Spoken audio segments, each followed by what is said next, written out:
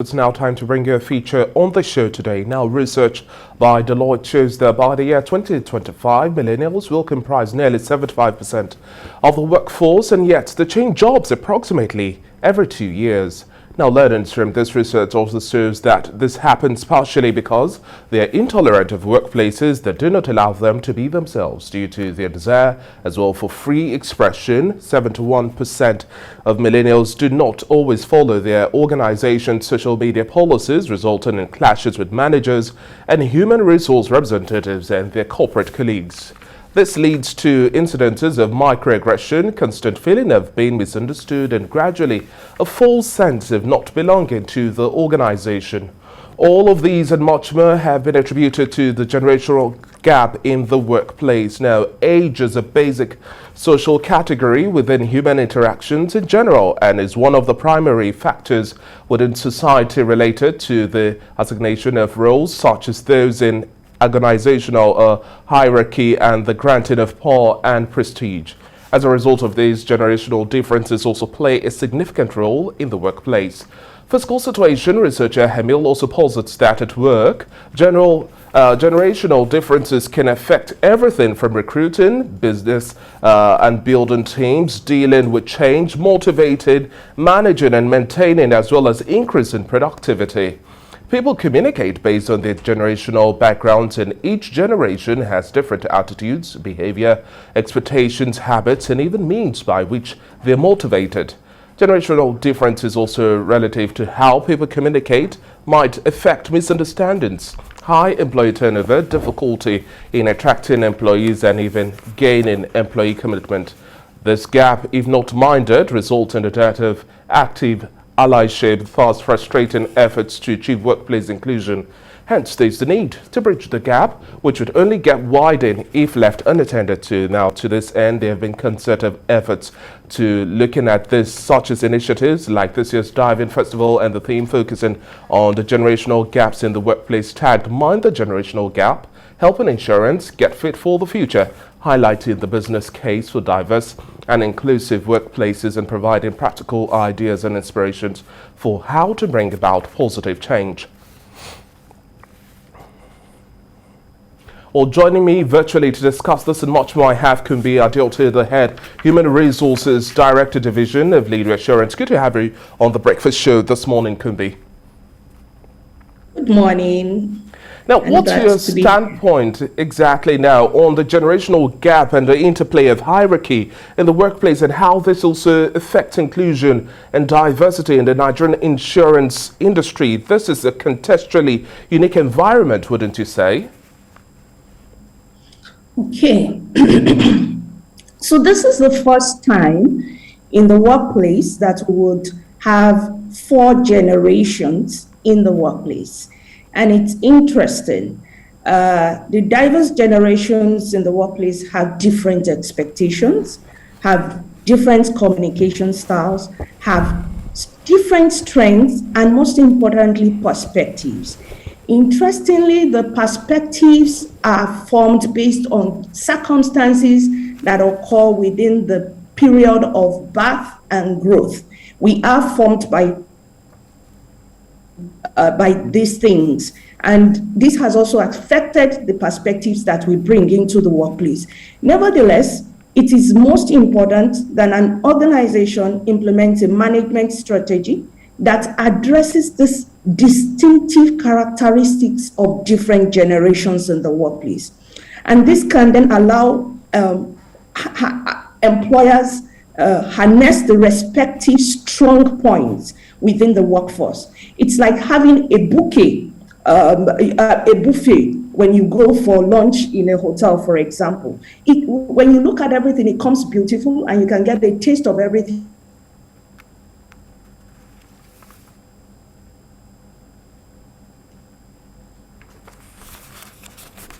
One of the major factors driving the acceptability of digital transformation across board. We found that within the industry, it has enabled good competition and within the marketplace, as it were. We now have digital natives in the insurance industry. The insurance industry is rapidly changing with the different generations that we have.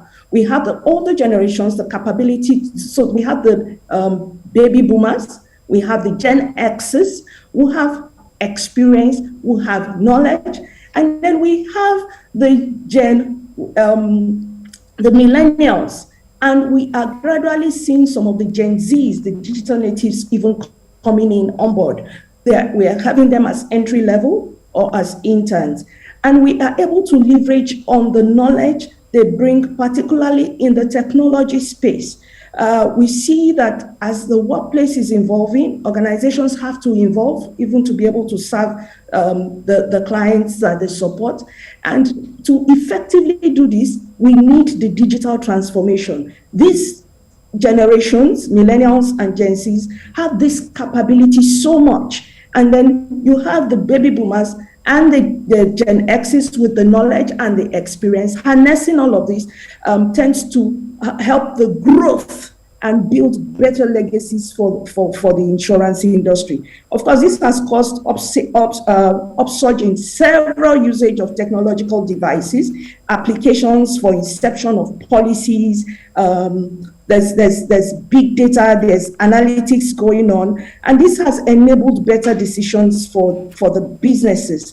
And it has also it is helping in deepening insurance penetration, especially. I like the fact that you made mention of big data and analytics and how this is also redefining the future of insurance as a whole, globally and then contextually in the domestic front here in Nigeria. But as a top human resource leader now, using your organizational's setup, what sort of steps do you think would be the best model to be replicated, taken towards building a positive organizational culture that is inclusive, that respects the diverse spectrum of individuals come into play? Interesting. So you see, at the heart of every organizational culture is a shared values. That's the starting point. Every organization must understand what their shared values is, and we must be able to communicate this using the different communication styles that is acceptable to each generation in the workplace. So to create this positive and productive culture, you would have outcome orientation. You would need to look at the people orientation. You would need to understand the differences. Well, you have the team orientation. How do we collaborate? Collaboration is key to ensure that we have an organization that is not only positive in terms of culture, but is able to deliver. And then you have to put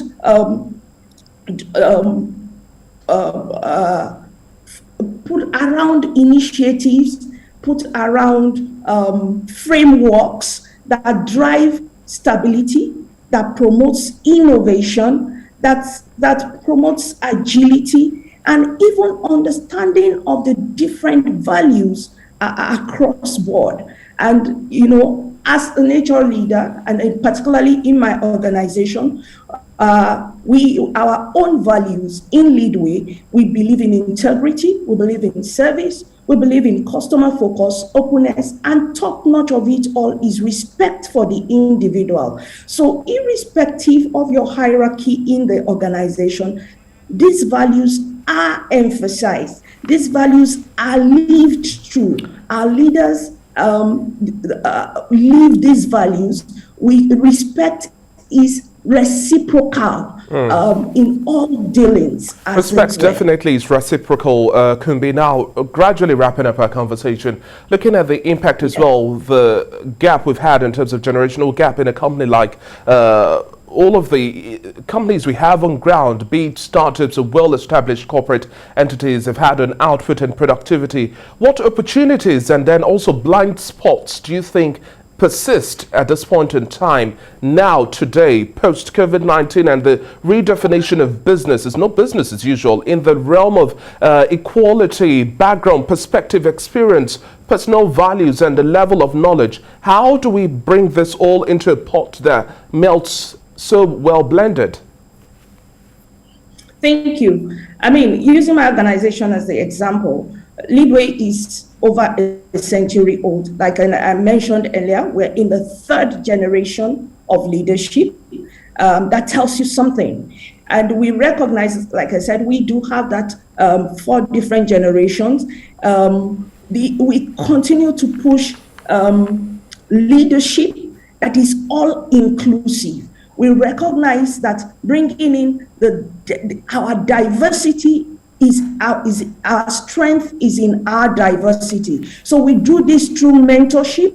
We do this through intergenerational team bonding. We promote right work ethics, different educational programs, flexible communication, high degree of tolerance. Everyone wants to have a voice, and we create that platform for that voice to be heard. We encourage and drive equal opportunities for the diverse individuals we have in our organization. Kumbi, I would like us to just have a little bit of your thoughts as well. Being an expert within this field as well, the role of insurance is critical. We cannot overemphasize this. Now, looking at the fact that we've had certain shocks like the aftermath of the NSAS and then the COVID-19, young individuals who are entrepreneurs, engines of growth, who are big participants in any sort of economic recovery, we are putting forward at this point in time the prospects ahead.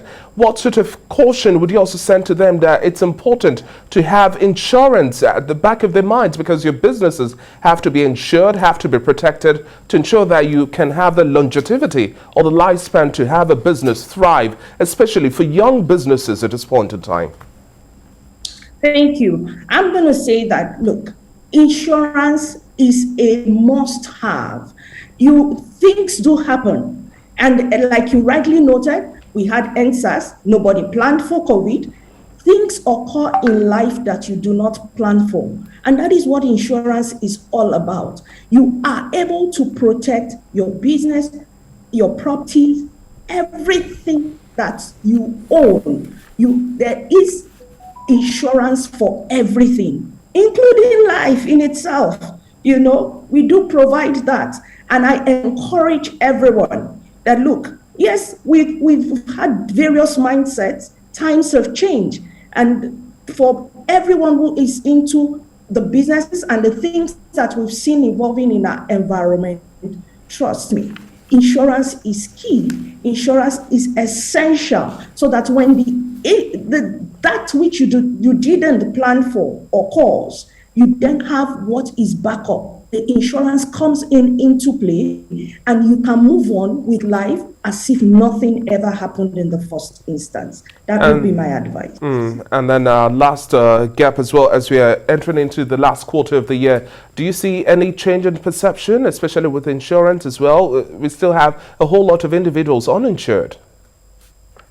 Yes, I agree with you. Especially the innovation that we are seeing, and like we've rightly discussed in the beginning of the program, we're beginning to have Gen Zs coming into the workforce. This is the future generation. These are our future clients, and because there's better understanding, we are able to leverage on technology. There is a wider reach. And as we move on, we would see greater adoption because we are now speaking the language that these generations understand.